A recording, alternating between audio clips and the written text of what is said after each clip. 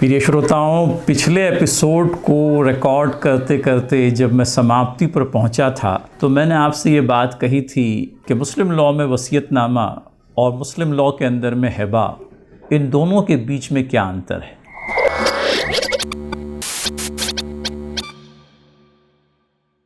मैंने चलते चलते ये बात कही थी कि वसीयत को लेकर के तो दो लिमिटेशंस अपनी जगह बने हुए हैं, no bequest in excess of legal third and no bequest to an heir. आप अपने वारिस के हक़ में वसीयत नहीं कर सकते और आप अपनी संपत्ति, जितनी भी आपकी संपत्ति है, उसकी 1/3 से ज़्यादा की वसीयत नहीं कर सकते। फिर मैंने ये प्रश्न कहीं उठाने की कोशिश की थी, क्या हिबा पर भी इस तरह की कहीं कुछ पाबंदियां हैं। हिबा के उपलक्ष्य में ये जो दो लिमिटेशंस वसीयत के सिलसिले में लागू पड़ती हैं, क्या ये दोनों लिमिटेशंस हिबा पर भी लागू पड़ती हैं।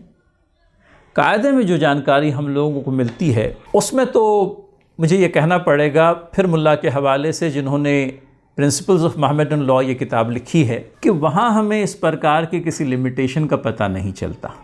लेकिन बात अधूरी रह जाएगी अगर मैं प्रेषित मोहम्मद सल्लल्लाहु अलैहि वसल्लम की उस हदीस का, उस सेइंग का आपके सामने ज़िक्र न करूं जो मुख्तलिफ़ रवायात से हम तक पहुंची है।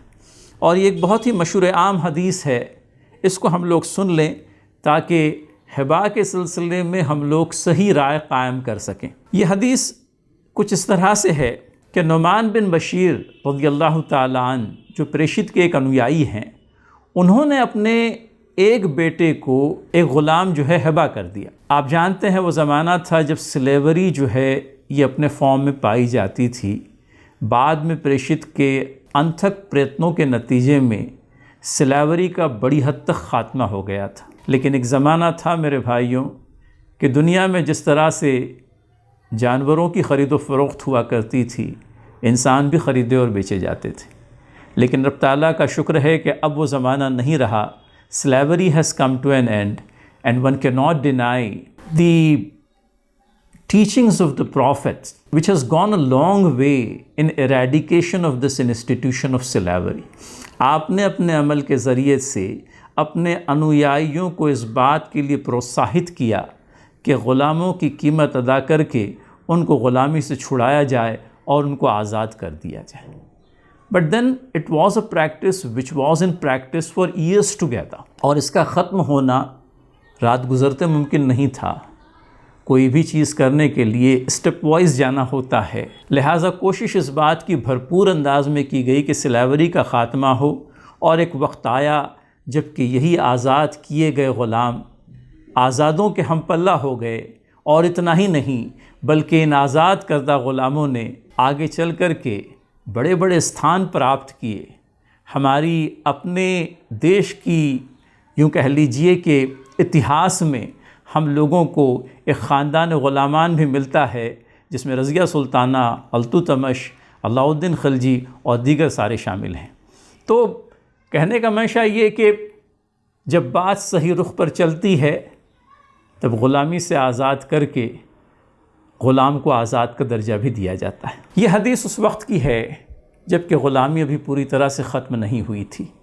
तो नुमान बिन बशीर को उनके पिताजी ने एक ग़ुलाम हिबा किया, और ग़ुलाम हिबा करने के बाद में वो नुमान को लेकर के प्रेषित की सेवा में हाज़िर हुए। और प्रेषित से जो बात कही, चूँकि हदीस है इसके लिए अल्फाज जैसे कुछ हैं वही आ जाएँ तो बेहतर होगा। इमाम मालिक ने इब्न शहाब से, और उन्होंने हमीद बिन अब्दुर्रहमान और मोहम्मद बिन नुमान बिन बशीर से रवायत की है। वो दोनों हज़रत नुमान बिन बशीर रज़ियल्लाहु ताला अन्हुमा से हदीस बयान कर रहे थे कि उन्होंने कहा कि उनके वालिद ने उन्हें लेकर रसूलुल्लाह सल्लल्लाहु अलैहि वसल्लम की खिदमत में हाज़िर हुए और कहा, मैंने अपने इस बेटे को ग़ुलाम तोहफ़े में दिया है जो मेरा था। ये सुन लीजिए कि नुमान बिन बशीर को लेकर के उनके पिताजी प्रेषित के पास में हाज़िर हुए सल्लल्लाहु अलैहि वसल्लम, और प्रेषित से ये कहा कि मेरा एक ग़ुलाम था जो मैंने अपने इस बेटे को तोहफ़े में दे दिया है। रसूलुल्लाह सल्लल्लाहु अलैहि वसल्लम ने पूछा, प्रेषित ने पूछा, क्या तुमने अपने सब बच्चों को ऐसा तोहफ़ा दिया है? तब नुमान बिन बशीर के वालिद ने कहा नहीं। तब रसूलुल्लाह सल्लल्लाहु अलैहि वसल्लम ने क्या जवाब दिया? प्रेषित ने उस वक्त क्या जवाब दिया? इसे वापस ले लो। तुमने नुमान बिन बशीर को जो ग़ुलाम दिया है उस ग़ुलाम को नुमान बिन बशीर से वापस ले लो, क्योंकि इसके नतीजे में ये होगा कि एक बेटे को तो तुम गुलाम दे दोगे, कोई चीज़ तुम हिबा कर दोगे, लेकिन तुम्हारे दूसरे जो बच्चे हैं उनके अंदर में एक प्रकार की इनइक्विटी क्रिएट हो जाएगी। तो इस बात को पसंद नहीं किया गया था कि कोई ऐसा गिफ्ट किया जाए जिसके करने के नतीजे में भाइयों के दरमियान में किसी प्रकार का द्वेष निर्माण हो जाए। तो कायदे के प्रोविज़न का भी ध्यान करना होता है, इसमें कोई बात नहीं, लेकिन कहीं हमें इस बात का भी ध्यान रखना चाहिए कि शरीयत देते वक्त प्रेषित ने जिस आस्था के साथ में ये शरीयत हमको दी है अपने परवरदिगार की तरफ से, उसके पीछे स्पिरिट क्या रही है। कभी कभी इस स्पिरिट को जो है यूँ कह लीजिए कि इग्नोर कर लिया जाता है।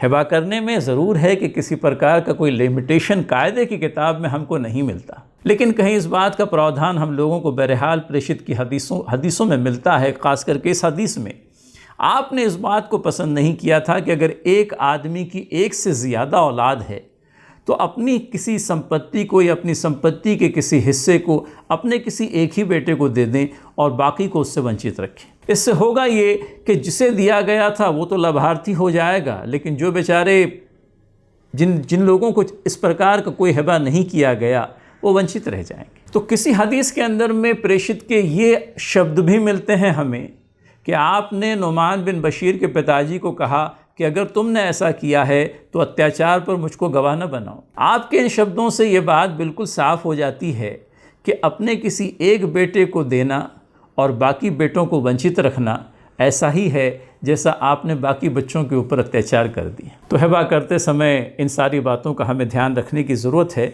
मुस्लिम लॉ ऑफ हिबा के सिलसिले में कुछ और जानकारी वो आपको देता चलूँ, है तो वैसा ही कुछ जैसा कि ट्रांसफ़र ऑफ प्रॉपर्टी एक्ट में पाया जाता है, लेकिन ट्रांसफ़र ऑफ प्रॉपर्टी एक्ट में registration of gift is essential. मैंने आपसे सेक्शन 123 का तस्करा किया था, अगर आपको याद होगा कि if there is a transaction of हिबा it has to be by a registered instrument. लेकिन मुस्लिम लॉ के अंदर में ओरल हिबा is equally permissible, legal and valid. तो अगर आप चाहें तो हिबा जो है ओरली भी कर सकते हैं। Of course condition of delivery of possession will have to be complied with, there will have to be declaration of gift, there will have to be acceptance of gift। Oral Hiba होने का मतलब ये नहीं हुआ कि सारी एसेंशियल्स जो है वो बालाए ताक रख दी गई। एसेंशियल्स कंप्लाई विद करनी होगी, भले ही हिबा जो है अपने आप में ओरली किया गया है। डोनर को इस बात का इरादा जाहिर करना होगा कि वो अपनी कोई प्रॉपर्टी गिफ्ट करना चाहता है। डोनी के लिए अनिवार्य होगा कि वो गिफ्ट को एक्सेप्ट करे, और इस गिफ्ट को मटीरियलाइज करने के लिए there will have to be delivery of position. Oral gift के अंदर में भी ये सारे कंप्लायंसेस आवश्यक हैं, तभी जाकर के ओरल गिफ्ट अपने आप में कंप्लीट होगा, लीगल होगा, वैलिड होगा। अगर आपने ये नहीं किया तब तो हिबा भले ही ओरली आपने किया है, अपने आप में वैलिड नहीं होगा। लेकिन ओरल हिबा के सिलसिले में ऑफ कोर्स विटनेसेस होंगे, नहीं ऐसा नहीं, और उन विटनेसेस के माध्यम से ही ओरल हिबा प्रूव किया जाएगा। कल को अगर किसी ने डिस्प्यूट खड़ा कर दिया तब। लेकिन सवाल ये पैदा होता है कि वक्त गुजरने के बाद में किसी ओरल हिबा को साबित करने में बड़ी दुश्वारी आती है। विटनेसेस हैं, आज हैं, कल नहीं रहेंगे। अब अगर विटनेसेस ही नहीं हैं और हिबा को किसी ने चैलेंज कर दिया, तब आप हिबा प्रूव कैसे करेंगे? महज डिलीवरी ऑफ पोजीशन के ज़रिए से हिबा तो प्रूव नहीं होगा। हिबा के लिए declaration of Hiba is essential, acceptance of Hiba is essential. वो इंग्रेडिएंट्स कैसे कंप्लाई विथ होंगे जबकि विटनेसेस ही नहीं रहे? लिहाजा विटनेसेस की प्रेजेंस आवश्यक होगी अगर हमें ओरल हिबा करना है, ओरल हिबा को प्रूव करना है। तो कहीं ये बात एडवाइजडली कहनी पड़ती है कि ओरल हिबा के चक्कर में न रहें, कल को शांति रहे, इसके लिए आज थोड़ी सी मुश्किल बर्दाश्त कर लीजिए। भले ही आप हिबा करना चाह रहे हैं लेकिन उसको रजिस्टर्ड करवाइए। रजिस्टर्ड करने में ये ज़रूरी है कि आपको पैसे खर्च करने पड़ेंगे। सरकार जो है अपना हिस्सा लिए बगैर नहीं रहती, स्टैम्प ड्यूटी और रजिस्ट्रेशन चार्जेस बहरहाल बियर करने पड़ेंगे। ये ज़रूर है कि सेल डीड करते समय जितनी स्टैम्प ड्यूटी लगती है, गिफ्ट के लिए स्टैम्प ड्यूटी को मैं समझता हूँ सेल के मुकाबले में आधा कर दिया गया है। और भी जानकारी के लिए किसी वकील से आप रुजू कर सकते हैं। लेकिन ये बात को समझ लीजिए कि हिबा को अगर रजिस्ट्रेशन कराना है तो it will be as good as registration of a gift, and the same amount of stamp duty and registration charges will be payable as are ordinarily paid in case of registration of a gift under TP act, transfer of property act. फिर उसके बाद में एक बहुत महत्वपूर्ण difference जो है वो हिबा और वसीयत के सिलसिले में जान लीजिए। मैंने पिछली मरतबा भी ये बात कही थी कि gift is made in प्रेजेंटी।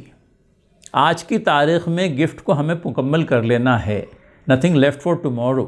Delivery of position, acceptance of gift, declaration of Hiba, ये सब साथ चलेंगे। और जैसे ही आपने हिबा पूरा कर दिया, आपका मालिकाना हक़ आपकी प्रॉपर्टी से ख़त्म हो गया। और मालिकाना हक़ अब किसकी तरफ आ गया? अब उस आदमी की तरफ आ गया जिसके लाभ में आपने हिबा किया है।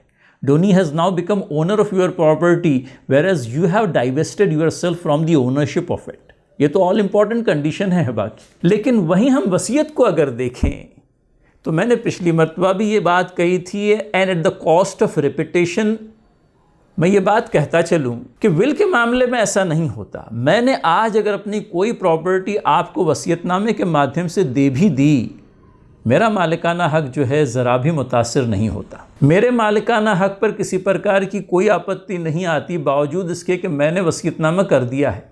मैं जब तक ज़िंदा हूँ, वसीयतनामे के फलस्वरूप दी गई प्रॉपर्टी का मैं ख़ुद मालिक रहूँगा।